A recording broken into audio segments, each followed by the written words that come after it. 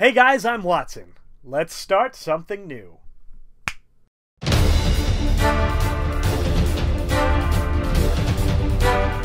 This series, like the games it's inspired by, is a celebration of all things Nintendo. And while they're best known for their games, I'm going to review mostly TV shows, movies, comics, anime, and manga. If at all possible, I'm going to want to try to avoid the games.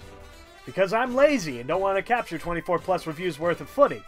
So without further ado, let's take a look at Nintendo's biggest cash cow, Mario.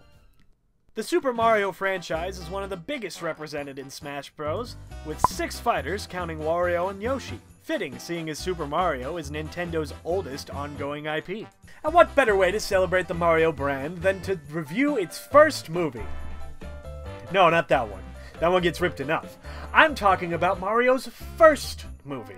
In 1986, Nintendo commissioned the Toei Company to produce and distribute Super Mario Bros. Great Mission to Rescue Princess Peach, or SMB GMT RP², to tie into the Japanese version of Super Mario Bros. 2. However, unlike the game, the movie never officially left Japan. Because of this, collectors have paid lots of money for a genuine copy, selling for upwards of $180 in Japanese auctions. No film is worth $200, but let's see if it's any good, starting with...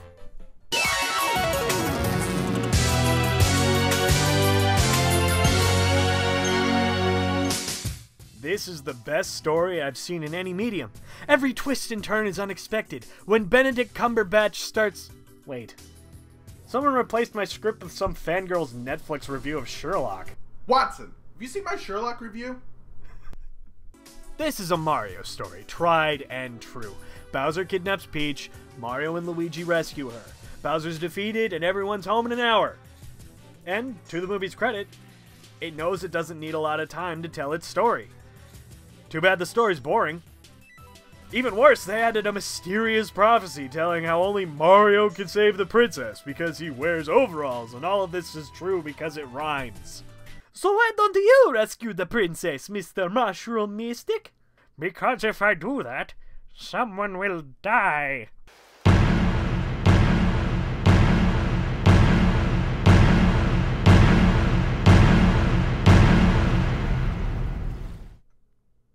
Me.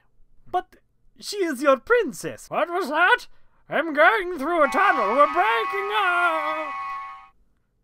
Come on, Luigi. Okay, Mario.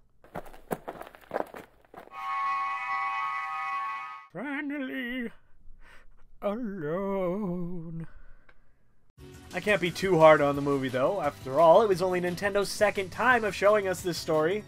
But it hasn't aged well. One more thing before we move on. The movie tries to use fourth wall jokes. You know, the kind of jokes where the characters directly address the audience. I'm a fan of this type of humor. When it works. All it serves to do here is distract. It's just not funny. No point for story. Look closer at the box art for Super Mario Bros. That's not Mario. That's the Jumpman sprite from Donkey Kong recolored. Also, he's about 2 seconds away from a molten death.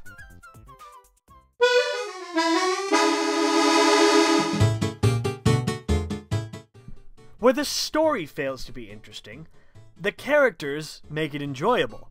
Mario is a love-struck idiot, 100% Twitter-pated when he first sees Peach. When he finds his way to the Mushroom Kingdom, Mario is on fire to save her, literally guns blazing. He's a lovable, hopeless romantic. Does he get with her? Here's a hint. He's voiced by Yamcha. Peach isn't entirely a damsel. She's fighting while she's with Bowser, though she only tries once. It's only after she's tried to escape and failed that she's willing to wait for Mario, a guy she'd only just met and has shown her no reason for her to trust that he'll save her. You know, the more I think about it, Peach is really dumb. Bowser seems to have inspired the Ice King from Adventure Time. All he wants is to be happily married to the princess and for her to be happily married to him. Also, he can shapeshift, I guess. But my favorite character has to be Luigi. He gets dragged along by Mario, and the whole time Luigi's just like, "Are we getting paid for this?" He doesn't care about the princess at all. Luigi just wants to line his pockets and fill his stomach. and it's kind of nice to see this realistic character in the midst of this ridiculous story. Point for characters. Waluigi made his first appearance in Mario Tennis for the N64 to be Wario's doubles partner. However, Waluigi has no relation to Wario.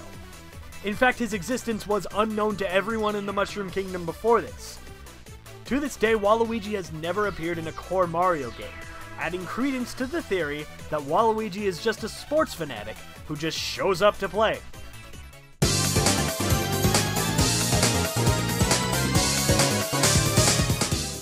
The animation quality is indicative of the time.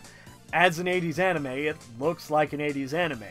However, what's interesting though is how this movie seems to have influenced the core Mario games. Luigi being taller than Mario is a fact of the series now, but it happened here first. At one point, Mario is freely controlling Lakitu's cloud, a feature that first showed up in Super Mario World. The flying ships from Super Mario 3 and the airplane swing from Super Mario 64 also make an appearance. I'm gonna give animation half a point. I don't really care for the quality the 80s had on anime, but somehow, this movie affected the rest of the series, and I can't ignore that. Okie dokie. Super Mario Bros. 2 actually wasn't the first sequel to Super Mario Bros. Hudson Soft made a game called Super Mario Special for NEC and Sharp computers first. No one talks about it because it's real bad.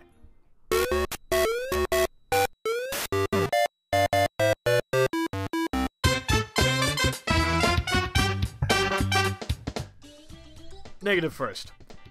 To be brutally honest, the original music made for this movie is awful. I can't stand it!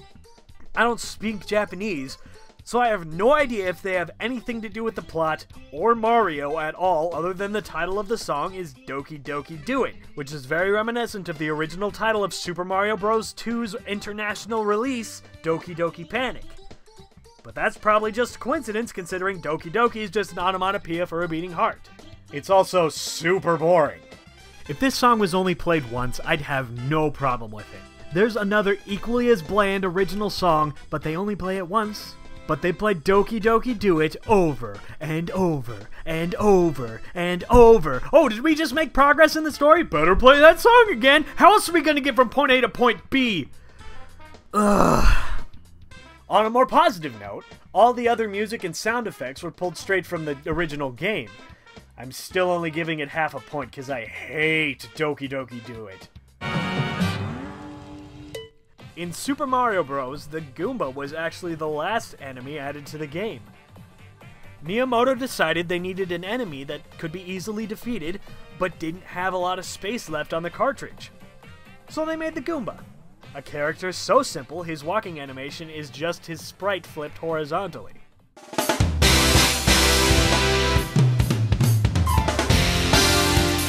Because I'm a huge fan of Mario and Nintendo, and well, really anything I put up on this channel, accuracy is very important to me. So it's time for the What They Got Wrong Lightning Round! Luigi is blue, Mario and Luigi run a grocery store, and the warp pipes are gray. That's it. 3 superficial things. SMB GMTP squared isn't completely horrible. In fact, I liked it. As a distraction, it shouldn't be considered anything more than that. A fun hour of nothing. If you're a fan and have an hour to spare, go ahead and watch it. But don't buy it. It's nowhere near worth the asking price. That's all for today, but subscribe. Next time I'll have something a little more mega. Ugh. What are you gonna do? What are you gonna do next time, huh? Oh, next time's gonna have something that's gonna high rule. Just, okay, like, comment, subscribe, check the... do the social media thing. I got all my links in the description. See you next time, guys.